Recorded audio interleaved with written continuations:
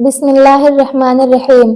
رمضان المبارک کی راتوں میں سے ایک رات شب قدر کہلاتی ہے جو بہت ہی برکت اور خیر کی رات ہے۔ کلام پاک میں اس کو 1000 مہینوں سے افضل بتلایا ہے۔ 1000 مہینے کے 83 برس 4 ماہ ہوتے ہیں۔ خوش نصیب ہے وہ شخص جس کو اس رات کی عبادت نصیب ہو جائے۔ جو شخص اس ایک رات کو عبادت میں گزار دے اس نے گویا 83 برس 4 ماہ سے زیادہ زمانہ کو عبادت میں گزار دیا، اور اس زیادتی کا بھی حال معلوم نہیں کہ 1000 مہینے سے کتنے ماہ زیادہ افضل ہے۔ حقیقتاً یہ اللہ جل شانہ کا بہت ہی بڑا انعام ہے۔ اس رات کی فضیلت خود قرآن پاک میں بھی مذکور ہے، اور ایک مستقل سورہ اس کے بارے میں نازل ہوئی ہے۔ اسی رات میں قرآن لوح محفوظ سے آسمان دنیا پر اترا۔ اس ایک رات کی عبادت 1000 مہینوں سے افضل بتلائی گئی۔ اس رات میں فرشتے اترتے ہیں، اور اس رات میں روح القدس یعنی حضرت جبرائیل علیہ السلام بھی نازل ہوتے ہیں، اپنے پروردگار کے حکم سے ہر امر خیر کو لے کر زمین کی طرف اترتے ہیں۔ اسی رات میں ملائکہ کی پیدائش ہوئی۔ اسی رات میں آدم علیہ السلام کا مادہ جمع ہونا شروع ہوا، اور اسی رات جنت میں درخت لگائے گئے۔ اسی رات میں حضرت عیسیٰ علیہ السلام آسمان پر اٹھائے گئے، اور اسی رات میں بنی اسرائیل کی توبہ قبول ہوئی۔ تمام رات ملائکہ کی طرف سے مومنین پر سلام ہوتا رہتا ہے۔ یہ رات سراپا سلامتی ہے۔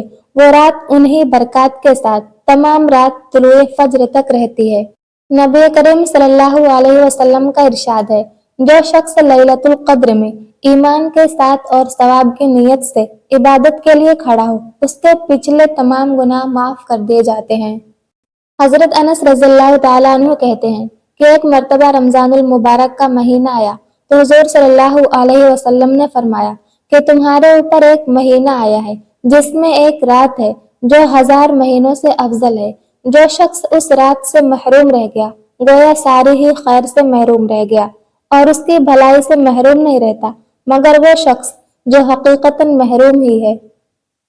نبی کریم صلی اللہ علیہ وسلم کا ارشاد ہے کہ شب قدر میں حضرت جبرائیل علیہ السلام ملائکہ کے ایک جماعت کے ساتھ آتے ہیں، اور اس شخص کے لیے جو کھڑے یا بیٹھے اللہ کا ذکر کر رہا ہے اور عبادت میں مشغول ہے دعائے رحمت کرتے ہیں۔ اور جب عید الفطر کا دن ہوتا ہے تو حق تعالی جل شانہ اپنے فرشتوں کے سامنے بندوں کی عبادت پر فخر فرماتے ہیں، اس لیے کہ انہوں نے آدمیوں پر تان کیا تھا، اور ان سے دریافت فرماتے ہیں کہ اے فرشتوں، اس مزدور کا جو اپنی خدمت پوری ادا کر دے کیا بدلہ ہے؟ وہ عرض کرتے ہیں کہ اے ہمارے رب، اس کا بدلہ یہی ہے کہ اس کی اجرت پوری دے دی جاوے۔ تو ارشاد ہوتا ہے کہ فرشتوں، میرے غلاموں نے اور باندیوں نے میرے فریضہ کو پورا کر دیا، پھر دعا کے ساتھ چلاتے ہوئے عیدگاہ کی طرف نکلے ہیں۔ میری عزت کی قسم، میرے جلال کی قسم، میری بخشش کی قسم، میرے علو شان کی قسم، میرے بلندی مرتبہ کی قسم، میں ان لوگوں کی دعا ضرور قبول کروں گا۔ پھر ان لوگوں کو خطاب فرما کر ارشاد ہوتا ہے کہ جاؤ، تمہارے گناہ معاف کر دیے ہیں اور تمہاری برائیوں کو نیکیوں سے بدل دیا ہے۔ پس یہ لوگ عیدگاہ سے ایسے حال میں لوٹتے ہیں کہ ان کے گناہ معاف ہو چکے ہوتے ہیں۔ حضرت جبرائیل علیہ السلام کا ملائکہ کے ساتھ آنا خود قرآن پاک میں بھی مذکور ہے۔ حضرت جبرائیل علیہ السلام تمام فرشتوں کو تقاضا فرماتے ہیں کہ ہر ذاکر و شاغل کے گھر جاویں اور ان سے مصافحہ کریں۔ فرشتے حضرت جبرائیل علیہ السلام کے کہنے سے متفرق ہو جاتے ہیں، اور کوئی گھر، چھوٹا بڑا، جنگل یا کشتی ایسی نہیں ہوتی جس میں کوئی مومن ہو اور وہ فرشتے مصافحہ کرنے کے لیے وہاں نہ جاتے ہوں، لیکن اس گھر میں داخل نہیں ہوتے جس میں کتا یا خنزیر ہو، یا حرام کاری کی وجہ سے جنبی ہو یا تصویر ہو۔ مسلمانوں کے کتنے گھر ایسے ہیں جن میں خیالی زینت کی خاطر تصویریں لٹکائی جاتی ہے، اور اللہ کی اتنی بڑی نعمت رحمت سے اپنے ہاتھوں اپنے کو محروم کرتے ہیں۔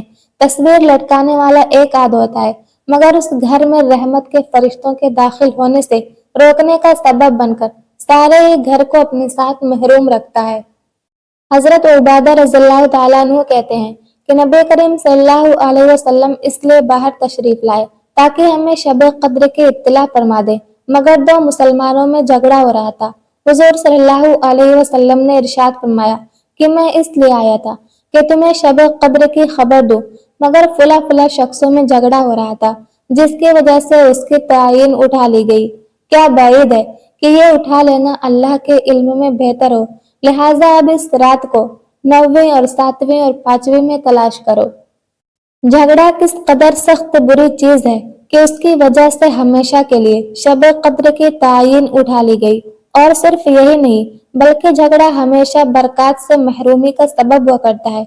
नबी करीम सल्लल्लाहु अलैहि वसल्लम का इरशाद है कि तुम्हें नमाज, रोजा, सदका वगैरह सबसे अफजल चीज बतलाऊं। सहाबा ने अर्ज किया, जरूर।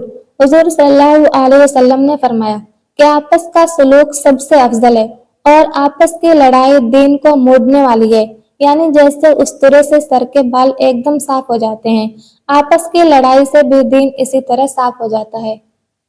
हजरत उबादा रज़ियल्लाहु ताला अन्हु ने नबी करीम सल्लल्लाहु अलैहि वसल्लम से शब कद्र के बारे में दरियाफ्त किया तो आप सल्लल्लाहु अलैहि वसल्लम ने इरशाद फरमाया कि रमजान के आखिर अशरा की ताक रातों में है 21, 23, 25, 27, 29 या रमजान की आखिर रात में जो शख्स ईमान के साथ सवाब की नीयत से उस रात में इबादत करे, उसके पिछले सब गुनाह माफ हो जाते हैं। उस रात की मुंजुमला और अलामतों के यह है कि वो रात खुली हुई चमकदार होती है, साफ शफाफ, न ज्यादा गर्म न ज्यादा ठंडी, बल्कि मोतदिल। गोया कि उसमें अनवार की कसरत की वजह से चांद खुला हुआ है। उस रात में सुबह तक आसमान के सितारे शयातीन को नहीं मारे जाते।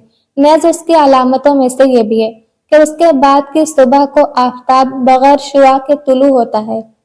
ऐसा बिल्कुल हमवार टिकिया की तरह होता है, जैसा कि 14वीं रात का चांद।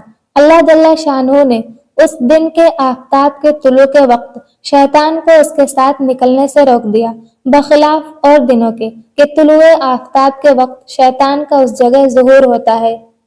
हजरत आयशा रज़ियल्लाहु ताला अन्हा ने हुजूर सल्लल्लाहु अलैहि वसल्लम से पूछा कि या रसूल अल्लाह, अगर मुझे शब कद्र का पता चल जावे तो क्या दुआ मांगूं? हुजूर सल्लल्लाहु अलैहि वसल्लम ने फरमाया, अल्लाहुम्मा इन्नका अफूउन तुहिब्बुल अफ़्व फ़अफ़ु अन्नी। ऐ अल्लाह, तू बेशक मुआफ करने वाला है और पसंद करता है माफ करने वालों को, बस माफ फरमा दे मुझसे भी। अल्लाह हम सबको लैलतुल क़द्र नसीब फरमाए और ज्यादा से ज्यादा इबादत करने की तौफीक अता फरमाए। आमीन।